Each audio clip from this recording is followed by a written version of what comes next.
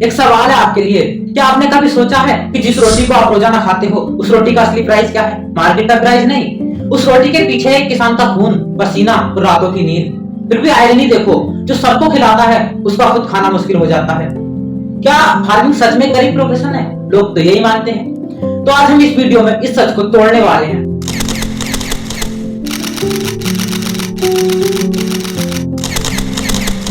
नमस्ते दोस्तों, मैं हूं शिवम और आप देख रहे हैं सिविस्फीयर, जिसमें हम बात करते हैं एजुकेशन और ऐसी बातों की जो सोसाइटी की माइंड को बदल सकती हैं।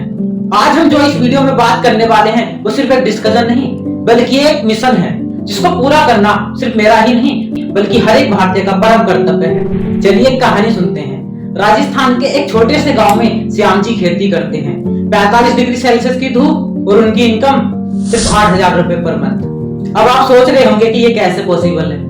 इंडिया के 50% से ज्यादा लोग डायरेक्टली या इनडायरेक्टली एग्रीकल्चर से जुड़े, लेकिन एक फार्मर्स की एवरेज मंथली इनकम सिर्फ 10 से 12,000 रुपए पर मंथ होती है। और इस बात को मैं नहीं बोलता हूँ, इस बात को खुद नीति आयोग ने डिक्लेयर किया है। और उन किसानों को सिर्फ इस इनकम में से ही फर्टिलाइजर, सीड्स, डीजल, पेस्टिसाइड सब खरीदने होते हैं। मतलब उनकी जेब में क्या बचता है? बहुत कम। यह है ग्राउंड रियलिटी। फार्मर्स की प्रॉब्लम सिर्फ ये नहीं है कि वो बहुत कम कमाते हैं, उनकी बहुत सारी प्रॉब्लम्स हैं। जैसे फार्मर्स 10 रुपए में बेचते हैं, लेकिन बीच वाले 30 रुपए में शहर में बेचते हैं। कभी फ्लड, कभी सूखा, कभी बारिश टाइम से नहीं, तो कभी पूरे साल की मेहनत सिर्फ एक दिन की बारिश बिगाड़ देती है। और फिर मजबूरन किसानों को बैंक से लोन लेना पड़ता है। फसल बिकती नहीं तो लोग कर्ज के तले दब जाते हैं। और एक और सबसे बड़ी प्रॉब्लम है इंडिया में किसानों की, लोग फार्मिंग को लो स्टेटस प्रोफेशन मानते हैं। पेरेंट्स अपने बच्चों को सिखाते हैं कि पढ़ाई लिखाई करो, लेकिन कभी भी किसान मत बनो। मतलब सोचो कि इस माइंडसेट की वजह से नई जनरेशन को फार्मिंग में इंटरेस्ट ही नहीं है। मतलब फ्यूचर में खाना उगाने वाले ही नहीं रहेंगे। मुझे तो डर लगता है सोचने भर से ही। एक सिंपल इमेजिनेशन करते हैं, कल सुबह अगर सभी फार्मर्स काम करना बंद कर दें तो क्या होगा? आईटी कंपनीज तो चलेंगी, लेकिन उनको खाना नहीं मिलेगा। इंजीनियर्स ब्रिज बनाएंगे, लेकिन उनका लंच बॉक्स खाली रहेगा। डॉक्टर्स बीमारी तो ठीक करेंगे, लेकिन पेशेंट को ठीक होने के लिए जिन न्यूट्रिशन की जरूरत होती है वो उनको न्यूट्रिशन ही नहीं मिलेंगे। मतलब फार्मर्स के बिना कोई भी प्रोफेशन सर्वाइव ही नहीं कर सकता। फार्मर्स मतलब देश का बैकबोन, और हम तो कभी किसानों की इज्जत करते ही नहीं। अमेरिका और यूरोप में फार्मर्स को बिजनेसमैन माना जाता है। ट्रैक्टर से लेकर ड्रोन तक सब यूज करते हैं और उनका प्रॉफिट भी लाखों में होता है। जो भी कुछ है वो इंडिया में भी हो सकता है अगर हम अपनी सोच और सिस्टम दोनों को बदल दें। हमारी सोसाइटी में एक स्टोरी टाइप है, फार्मिंग मतलब गरीबी, और फार्मिंग सच में एक गोल्ड माइन प्रोफेशन बन सकता है। अब इन स्टोरीज को सुनिए।